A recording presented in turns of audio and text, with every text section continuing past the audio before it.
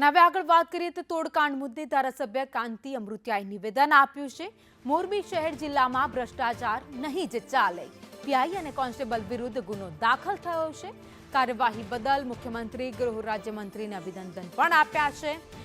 તો કોઈ પણ જગ્યાએ સરકાર ભ્રષ્ટાચાર નહીં ચલાવે। કાંતિ અમૃતિયાએ આ નિવેદન આપ્યું છે કે જ્યાં પણ ભ્રષ્ટાચાર થતો હશે મોરબી શહેર જિલ્લામાં ત્યાં સાખી લેવામાં નહીં આવે, તાત્કાલિક કાર્યવાહી થશે। જે પણ માણસ જે ખોટું કરશે એનો અમે જાહેરમાં કંઈક હલાવવાના નથી અને સારી રીતે ધંધાનું ડેવલપમેન્ટ થાય, માણસને શાંતિ મળે, એના અમારા રાજકીય રીતે જે આગેવાન હોય એને પણ એ પ્રયત્ન હોય એને પ્રયત્નના હિસાબે પણ આજે જે દૂધને દૂધ ને પાણીનું પાણી કરી બધાવ્યું કે મોરબીમાં રામરાજ છે, કોઈ ગેંગ નથી।